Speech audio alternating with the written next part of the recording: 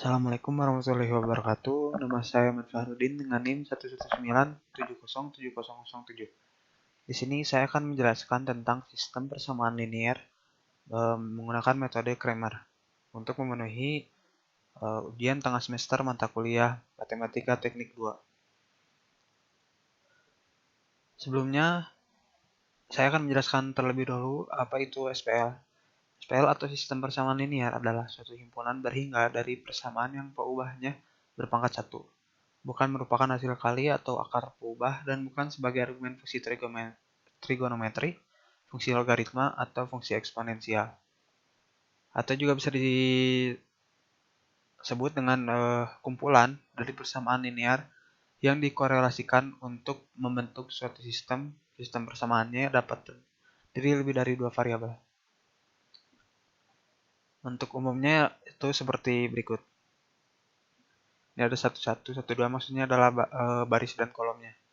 Ini baris 1 kolom 1, ini baris 1 kolom 2, dan seterusnya sampai dengan N. Untuk SPL terdapat 4 metode matriks dalam menyelesaikannya, yaitu metode eliminasi Gauss serta Gauss-Jordan, yang diselesaikannya dengan cara OBE atau operasi baris elementer. Lalu ada inverse, dan yang terakhir Cramer. SPL juga terbagi menjadi dua, yaitu SPL non-homogen dan SPL homogen. SPL non-homogen adalah matriks yang konstantanya tidak sama dengan 0, sedangkan SPL homogen adalah matriks yang konstantanya sama dengan 0. Nah, SPL non-homogen ini mempunyai 3 solusi. Pertama ada solusi tunggal, solusi banyak, dan tidak punya solusi. Di sini ada ilustrasi grafik dari persamaan linearnya. Untuk yang pertama tidak punya solusi karena tidak berpotongan. Lalu untuk yang kedua solusi tunggal karena sangat jelas ini berpotongan, sehingga solusinya tunggal. Lalu yang ini solusinya banyak karena berhimpitan si persamaannya. Nah, lanjut ke metode Cramer pada SPL non-homogen dengan penyelesaian tunggal.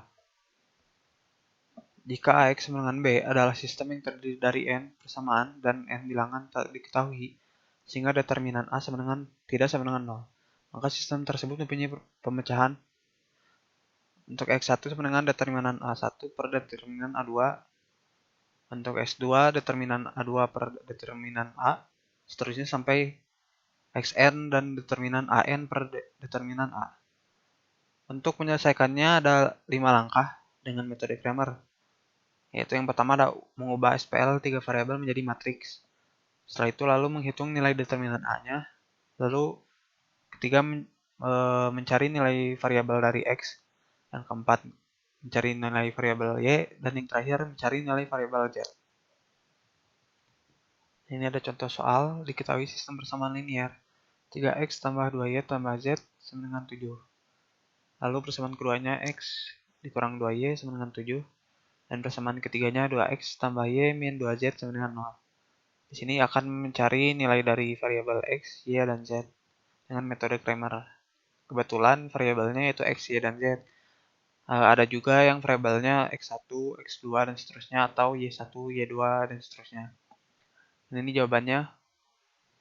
Pertama-tamanya yaitu dimulai dengan mengubah SPL 3 variabel ini menjadi matriks sebagai berikutnya. Jadi ini 3X kan jadi 3, 2Y jadi 2, Z kan hanya 1 jadi 1. Lalu simpan ini 7 di sini. Langsung X-nya kan 1, min 2Y-nya ada min 2. Lalu kan ini Z-nya 0, berarti 0. Nah, kemudian untuk langkah kedua, menghitung determinan A-nya. Untuk determinan A ini ditambahkan si matriksnya itu dengan dua kolom dari X dan Y-nya. Nah, jadi seperti ini. Setelah itu dikalikan secara seperti ini. Nah, mulai dari sini 3 dikali min 2 min 2, nah, 12. Lalu ini 2 kali 0 kali 2 kan 0. Ini 1 kali 1 kali 1 1. Nah, dikurang ini pasti dikurang. Lalu harus menggunakan kurung ya. Ini buka kurung, baru ini 2 kali min 2 kali 1 kan min 4. Nah, ini tambah 0, lalu ini min 4, lalu tutup kurung, nah baru dihitung, maka hasilnya adalah 21. Setelah didapatkan nilai determinan A-nya, lalu langkah ketiganya yaitu mencari nilai variabel X dengan mengganti kolom pertama dengan nilai ruas kanan PQR. PQR itu tadi yang ini nih kan. Nah ini nilainya itu kan PQR-nya itu 7 sama 0. Nah lalu yang si kolom pertamanya itu, yang ini tuh yang X diganti sama 770. Setelah itu sama dikali juga dengan dua kolom yang di sebelah kiri. Karena ini determinan A-nya sudah diketahui, jadi tinggal masukkan 21 saja. Nah, setelah dihitung secara seperti ini tadi, maka didapatkan ini 28 tambah 0 tambah 7 dikurang 0 tambah 0 dikurang 28, maka sama dengan 63, dan dibagi 21 sama dengan 3. Lalu langkah keempat, mencari nilai variabel Y-nya. Masih sama, tapi mengganti kolom kedua, kan tadi kolom ke satunya. Sekarang kolom keduanya diganti sama ruas kanan yang PQR tadi.